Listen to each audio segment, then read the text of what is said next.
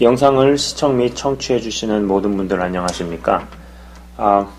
일단 오늘의 구절들을 좀 잠시 빨리 언급을 하도록 하겠습니다. 계속해서 연이어서 영적인 체험들이라는 제목으로 영상을 하고 있죠. 일단은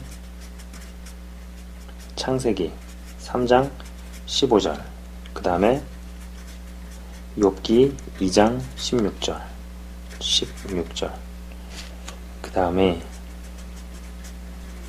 계시록 19장 20절에서 20장 2절까지 이 세 구절입니다. 창세기 3장 15절은요, 선악과 사건 이후에 하나님께서 사탄에게 명하시는 부분이죠. 면전 앞에서 내가 이러이러한 일들을 행할 거야. 그리고 그 일은 실행이 됩니다.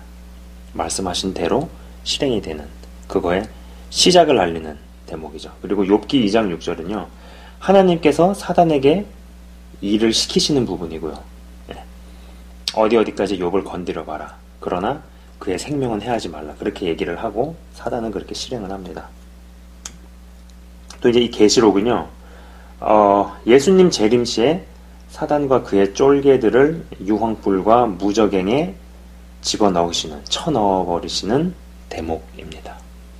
제가 계시록 19장 20절에서 20장 2절까지 한번 읽어보도록 하겠습니다. 또 내가 보매 그 짐승과 땅의 임금들과 그들의 군대들이 모여 그 말탄 자와 그의 군대와 더불어 전쟁을 일으키다가 짐승이 잡히고 그 앞에서 표적을 행하던 거짓 선지자도 함께 잡혔으니 이는 짐승의 표를 받고 그의 우상에게 경배하던 자들을 표적으로 미혹하던 자라. 이 둘이 산채로 유황불 붙는 못에 던져지고 그 나머지는 말탄 자의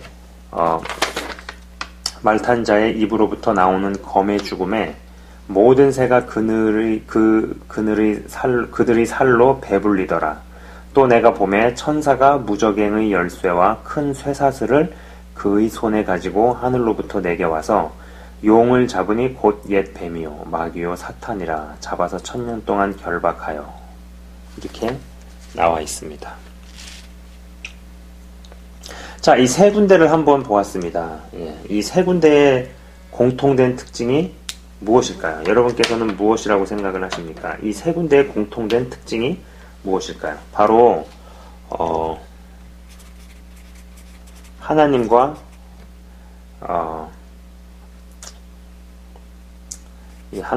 이 사탄이 대면하는 장면을 나타내고 있죠. 그리고 위계질서는 분명합니다. 창세기 3장 15절에는요, 하나님과 사탄이 대면을 했죠. 그리고 하나님께서 명하시니 이루어집니다. 하나님께서 명하시니 명하신 대로 이루어지죠. 자, 욥기 2장 16절은요, 역시 하나님과 사탄의 만남입니다. 하나님께서 시키시니까 사탄은 수행을 합니다. 그리고 계시록 19장 20절에서 계시록 19장과 20장, 아까 그 읽어드린 이 부분은요, 예수님과 사탄의 만남이죠. 그죠? 예수님께서 때리시면 사탄은 그냥 맞아야 됩니다. 분명하죠. 위계질서 분명합니다.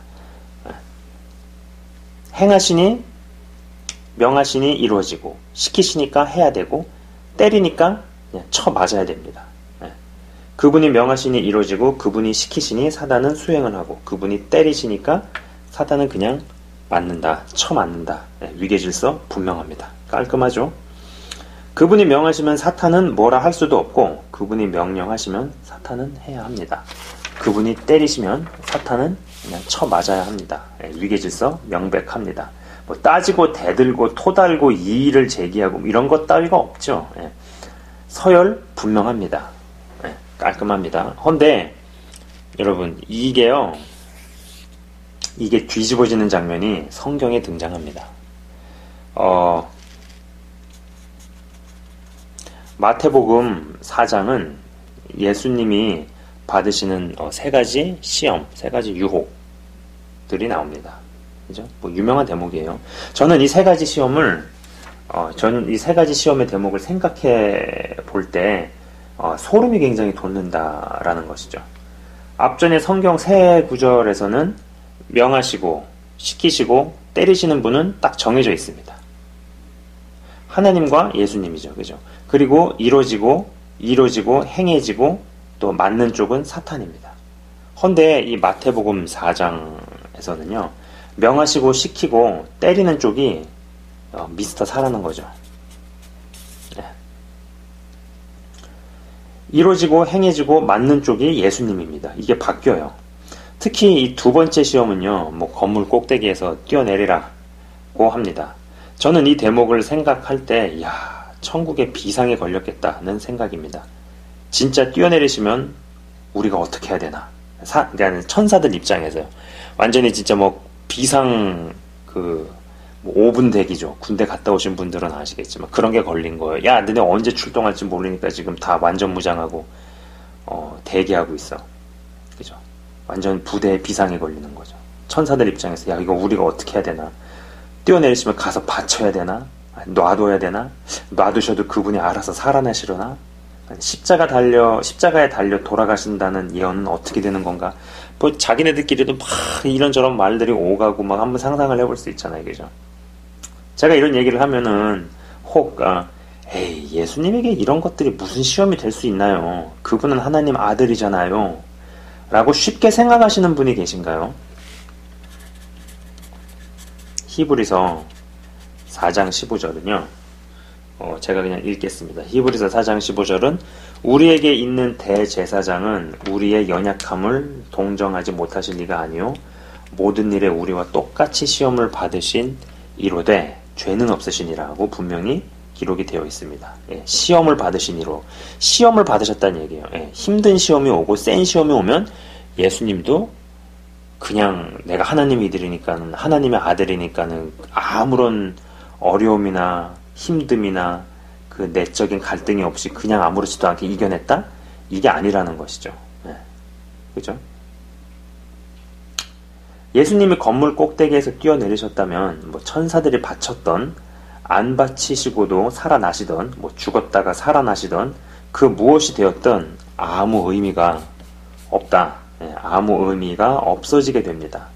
처음에 언급한 공식 있잖아요. 네. 제가 말씀드린 하나님은 명하시고 그 명하신 대로 이루어지고 하나님은 시키시고 명령을 내리시고 사탄은 그대로 수행을 하고 그리고 예수님께서 때리시고 그리고 사탄은 그냥 두들겨 맞는 이 공식이 깨져버리게 되죠.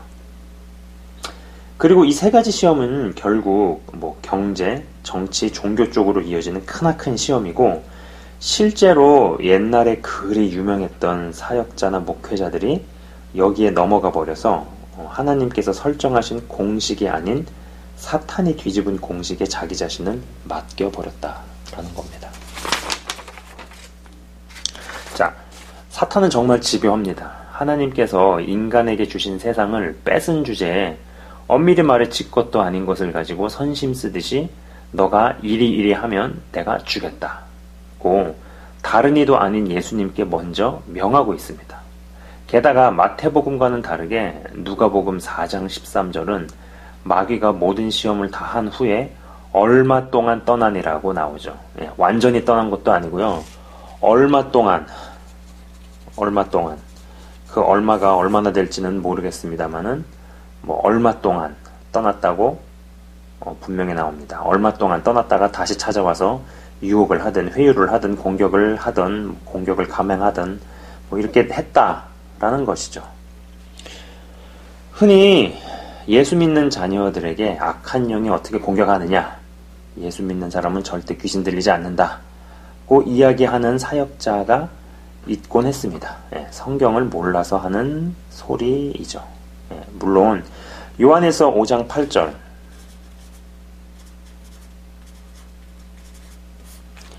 요한일서 5장 18절입니다. 죄송합니다. 요한일서 5장 18절에 하나님께로부터 난 자는 다 범죄하지 아니하는 줄을 우리가 아노라. 하나님께로부터 나신 자가 그를 지키심에 악한 자가 그를 만지지도 못하느니라는 구절이 있습니다만, 이 말씀이 정말 주의 자녀들에게 이루어지려면 순종이 키라는 것이죠. 순종.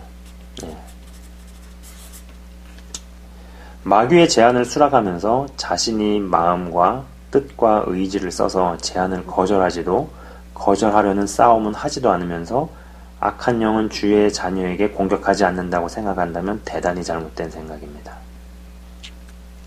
제가 저번 시간에 300조 부자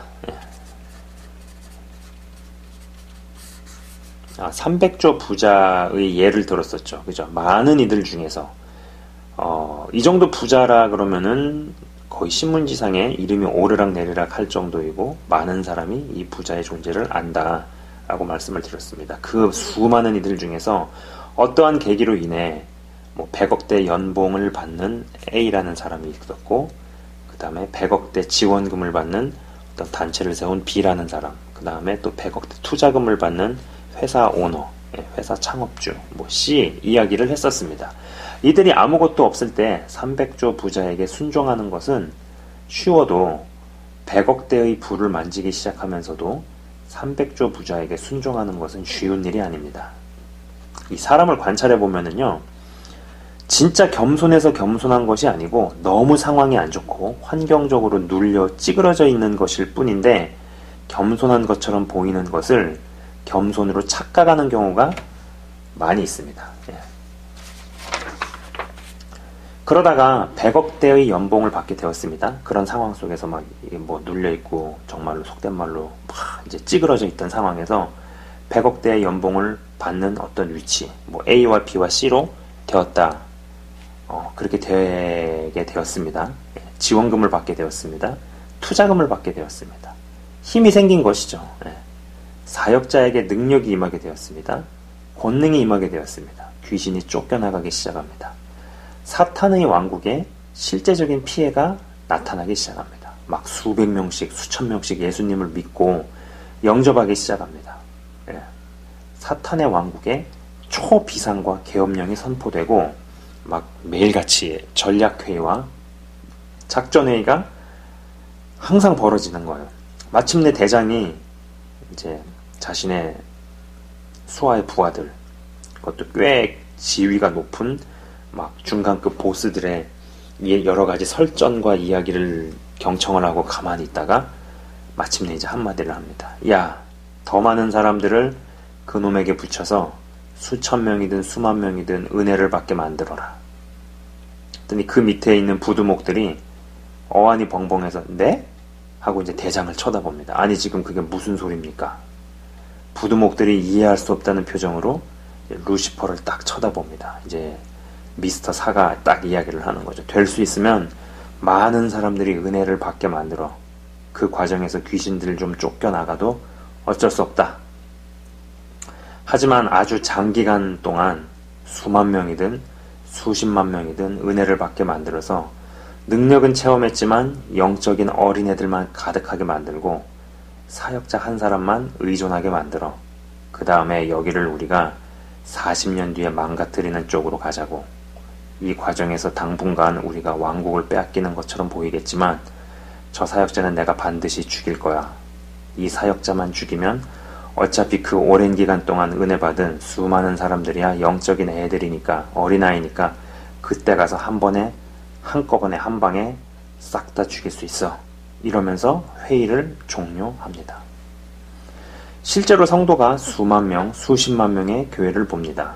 지난 3, 40년에 걸쳐 어마어마한 확장을 이루었죠.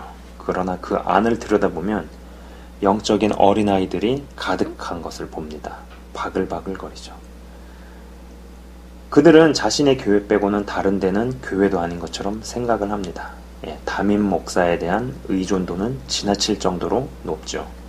담임 교육자는 하나님 나라 운운하지만 자신의 왕국만 키워왔고 자신의 제자들과 추종자들만 가득하게 되었습니다. 어느 날 300조 부자가 할 이야기가 있어서 ABC를 부릅니다. 그동안의 ABC는 각각 재산을 꽤 축적을 했습니다. 하지만 300조 부자가 볼 때는 그게 그거입니다. 예, 꽤 축적했다고 하지만 여전히 300조 부자 입장에서 볼 때는 거지나 다름없다라는 것이죠. 근데 ABC는 딴 생각을 하고 300조 부자의 이야기를 별로 귀담아 들을 마음이 없다는 것이죠. 이제는 얘네들과도 결별을 해야겠구나라고 생각을 하면서 ABC는 각자의 길을 찾아 떠납니다. 이게 아름다운 독립과 협력의 모습이 아닌 차라리 100억대 연봉 혹은 100억대 지원 혹은 100억대 투자를 못 받는 수많은 사람들과의 관계보다 못한 모양새로 그들의 관계가 끝이 나고 맙니다. 300조 부자를 따르는 충성된 몇 명의 사람들이 이야기를 합니다. 우리가 가서 쟤네들의 산업을 망하게 하고 당신이 준 부를 뺏어올까요? 부자가 이야기합니다. 야, 내비둬라, 놔둬라 라고 말이죠. A는 이직을 하는데 살상 무기를 만들어 파는 회사에서 일하면서 자신이 그동안 300조 부자에게서 번 돈을 이 회사 주식에 투자를 합니다. B는 연약한 사람들을 인질 및 볼모로 삼아 기업이나 국가에서 후원금을 더 뜯어내는 합법 같아 보이는 나쁜 일. 법적으로는 아무 문제가 없지만은 도덕적으로 옳지 않은 일들을 더 하기 시작합니다. C는 회사 경영에 필요한 기술을 불법으로 사고 여전히 부동산 거래에만 혈안이 됩니다. 이러한 일들을 하는데 300조 부자 밑에서 그간 벌었던 돈이 쓰이게 됩니다. 어떤 분이 그런 질문을 합니다. 저 사람은 분명히 하나님의 사람이라고 할 수 없는데 왜 능력이 나가느냐? 여전히 도박을 끊지 못한 사역자인데 왜 그가 기도해 주니까 성도의 죽을 병이 낫느냐? 저 사람은 분명히 타락한 종인데 왜 기도해 주니까 축복이 오느냐? 그가 받은 것은 성령의 은사냐? 악령의 은사냐? 성령의 은사를 받은 것이냐? 악령의 은사를 받은 것이냐? 이러한 질문 말이죠. 저는 그러한 질문을 받았을 때 이러한 질문으로 되물어봅니다. 대한민국이 미국으로부터 아주 최신형 무기, 아주 그냥 끝내주는 첨단 기술이 다 들어가 있는 최신형 무기를 비싼 값을 주고 수입을 했는데 북한의 간첩들과 빨갱이들에게 적화되어 버리면 미국으로부터 수입한 무기는 어디 것이냐? 대한민국이 공산화가 되어버리면 무기가 미국으로부터 왔어도 그 무기는 북한 것이 되어서 악한 일에 쓰인다라는 것이죠. 앞전에 예수님이라고 해서 무조건적으로 사단의 유혹과 시험 그리고 공격을 쉽게 이겨냈다고 이야기하지 않았습니다. 성경에서 나타나는 절대 진리와 위계 질서를 뒤집고 사단이 먼저 명했는데 예수님께서 듣지 않으시고 순종하지 않으셨습니다. 이게 중요합니다. 이게 중요합니다. 여기서 무너져 순종을 해버리면 건물 꼭대기에서 뛰어내려 초자연적으로 살아나도 사람들의 열광에도 다 소용없다는 것이죠. 순종하지 않음으로써 아무 일도 안 일어나는 것이 순종해서 초자연적인 일들이 나타나는 것보다 훨씬 센 겁니다. 자, 다시 한번 말씀드립니다. 하나님께 순종하지 않았는데 어마어마한 일들이 벌어졌어요. 진짜 초자연적인 일이 벌어졌어요. 여러분이 상상할 수 있는 그거 이상의 일들이 벌어졌다라고 가정을 합시다. 그런다 할지라도 하나님께 순종함으로써 아무런 일도 안 일어났어요. 그러나 그게 더 중요한 것이고 악한 영에게 순종하지 않음으로써 사탄에게 순종하지 않음으로써 아무 일도 안 일어난 것이 순종해서 초자연적인 일들이 나타나는 것보다 훨씬 센 겁니다. 때로는요, 아무 일도 안 하고 숨만 쉬고 가만히 있는 것이 100가지 일들을 성공시키는 것보다 영혼에 유익한 경우가 분명히 있습니다. 이건 진짜 정말 귀 있는 자는 들을지어다 이 얘기 하고 싶네요, 정말로. 그러나 움직여야 되는 때는요, 절대 쉬면 안 돼요.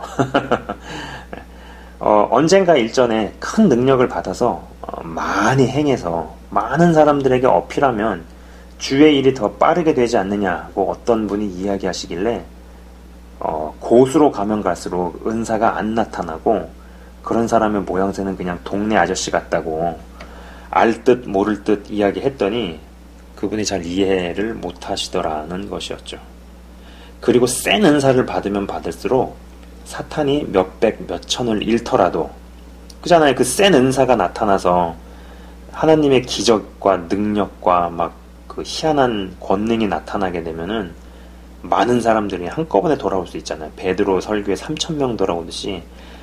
그렇게 된다라는 것은 사탄의 입장에서, 그들의 진영에서는 몇백, 몇천을 잃는 거죠. 사단의 왕국이 날아가는 겁니다.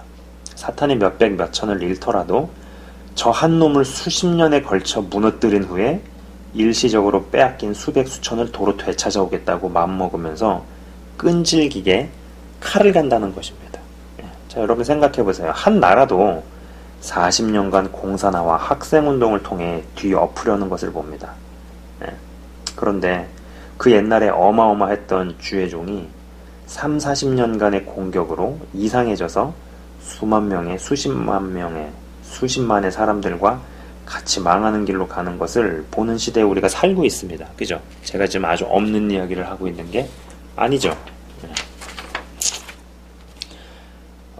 사탄은 엄청 끈질기다는 이야기를 전 여러 차례에 걸쳐서 이야기를 했습니다. 예수님께 있었던 세 가지 시험 대목은 결코 쉽게 생각할 수 없는 대목입니다. 예수님이 어떤 능력을 행해서 사탄을 물리친 것이 아님을 보셔야 합니다. 그죠? 하란다고 해버리면 큰일을 해놓고도 바보가 돼버리고 사탄의 종이 돼버립니다. 그리고 사탄의 입장에서는 자신의 종이 되었기에 하나님께 부여받은 것을 빼앗아서 자신의 목적에 갖다 쓰면 그만일 뿐이죠. 그죠? 자, 이 세 가지 유혹에서 예수님께서 희한한 능력을 행하시고 권능을 행하시고 기적을 발휘하셔서 사탄을 물리친 게 아니라는 거. 이게 굉장히 중요한 겁니다. 마지막으로 말씀 한 구절을 읽고 마치도록 하겠습니다. 빌립보서 2장 5절에서 8절입니다. 너희 안에 이 마음을 품으라. 곧 그리스도 예수의 마음이니 그는 근본 하나님의 본체시나 하나님과 동등됨을 취할 것으로 여기지 아니하시고 오히려 자기를 비워 종의 형체를 가지사 사람들과 같이 되셨고 사람의 모양으로 나타나사 자기를 낮추시고 죽기까지 복종하셨으니 곧 십자가에 죽으심이라. 아멘. 자, 제가 다음 시간에는요, 예수님께서 맞닥뜨린 세 가지 시험이 뭐 있으셨던 것처럼, 물론 뭐 그와 같은 사이즈와 규모라고는 말할 수 없습니다만, 저에게 실제로 있었던 일을 나눠볼까 합니다. 지금까지 시청 및 청취해주셔서 대단히 감사드리고요. 제가 잠깐 기도하고 마치도록 하겠습니다. 하나님 아버지 감사합니다. 보여지는 능력과 그런 권능과 희한한 능을 행하는 것, 아니 어찌 보면은 그러한 것이 저절로 흘러나가는 사람으로까지 우리가 가야 합니다.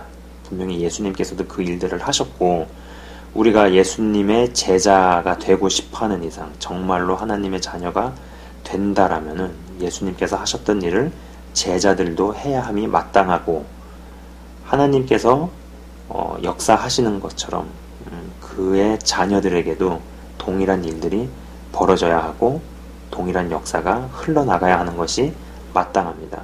주님. 그러나 정말 더 중요한 것은 아무 일도 안 일어난 것 같지만 주님의 목소리에, 아버지 뜻에 순종하는 것일 것입니다. 예수님께서 사탄의 센 세 가지 유혹을 맞닥뜨리셨을 때 힘으로, 능력으로, 권능으로 사탄을 내어 쫓은 것이 아니라는 것에 우리가 주목을 해야 할 필요가 있습니다. 주님, 사탄의 제의를 거절했고 사탄의 말을 듣지 않았습니다. 주님, 내가 누구의 말을 들으면은 그 말을 들은 사람의 종이 됩니다.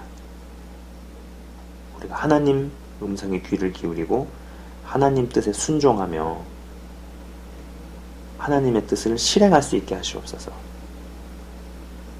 설령 그렇게 할 때 현상적으로 아무런 일도 안 일어나고 아무런 변화도 없는 것 같아도, 그러나 그것이 더 센 것이라는 것을 믿게 하시고 받아들이게 하옵소서. 점점 높아지고 점점 신앙이 깊어질수록 일상을 즐기게 됩니다. 아무것도 안 일어나는 것 같아도 평정심 가운데, 평안함 가운데, 그리고 절대 평강 가운데 거하게 됩니다. 그래서 그러한 때 하나님 보시기에 무언가가 나타나고 일들이 되어져야 한다고 하나님께서 생각하시면 그 사람을 통하여서 놀라운 일이 나타날 것이고, 그게 아니다 싶으면은 아무 일도 안 나타날 것입니다. 그러나 그러한 것에 흔들리거나 휘둘리거나 그러한 것을 의도하지 않고 하나님 뜻에 순종하며 나아가는 한 사람 한 사람 다 될 수 있도록 인도하여 주시옵소서. 아울러서 이 사탄이라는 존재가 얼마나 끈질긴지를 봅니다. 이미 다 설정되어 있는 그 위계질서. 명하시면 이루어지고, 시키시면 해야 하고, 때리시면 처음 맞아야 하는 그 위계질서를 뒤엎으려고 했고, 심지어 하나님의 아들이셨던 예수님께도 다가오셔서 그 공식을 깨려 했던 존재입니다. 그러고도 예수님을 떠났을 때 얼마 동안 떠난 것을 알 수 있습니다. 우리가 이런 것을 유념하면서 하나님 아버지 끝까지 잘 갈 수 있는 한 분 한 분 다 될 수 있도록 주님께서 역사하여 주옵소서. 현상적으로 무엇이 나타나든 안 나타나든 그런 것에 영향을 받거나 휘둘리지 않거나 그런 것에 의하여서 마음이나 생각이 전혀 이상한 쪽으로 가지 않는 하나님 아버지, 그러한 사람들 다 될 수 있도록 역사하여 주시기를 원합니다. 주님 감사합니다. 정말 뛰어난 믿음의 사람들이 배출될 것을 믿습니다. 하나님 아버지 은혜를 주시고 임하여 주옵소서. 예수 그리스도 이름으로 감사드리며 기도드리옵나이다. 아멘. 주님 감사합니다. 지금까지 시청 및 청취해 주셔서 대단히 감사합니다.